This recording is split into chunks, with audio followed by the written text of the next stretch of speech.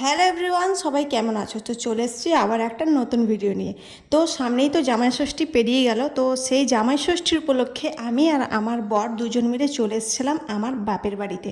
তো আসার মাত্রই আমরা সকাল সকাল ঘুম থেকে উঠে গেছিলাম। আর ঘুম থেকে ওঠার পর এখানে আমরা ব্রেকফাস্ট করে নিয়েছিলাম। ব্রেকফাস্টে ছিল আমাদের ব্রেড, ডিম সেদ্ধ, মিষ্টি আর কলা।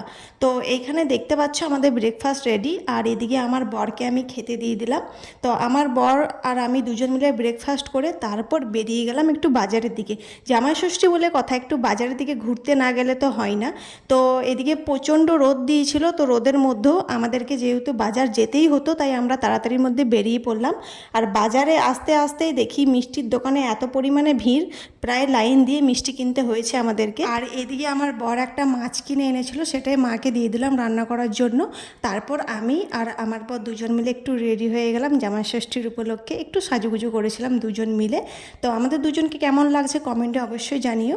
আর এদিকে আমার মা কিন্তু এই খাবারগুলো সব রেডি করছে। আর এই যত রকমের খাবার দেখছো, সব খাবারগুলো কিন্তু আমার মা নিজের হাতে ভালোবেসে রান্না করেছে। জামাই ষষ্ঠী বলে কথা, প্রত্যেকটা শাশুড়ি মাই তার জামাইদের জন্য ভালোবেসে অনেক রকমের রান্না করে।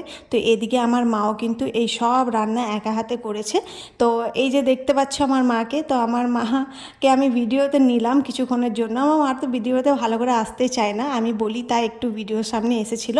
আর এদিকে আমার বর রেডি। আমার বর তো দেখে অবাক যে এত কিছু খাবার আয়োজন করেছে।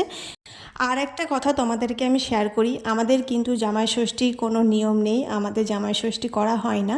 কিন্তু আমার মা যেহেতু অনেক শখ আছে যে একটাই মেয়ে জামাই, তাই আমার মা শখেই সমস্ত কিছু আয়োজন করেছে।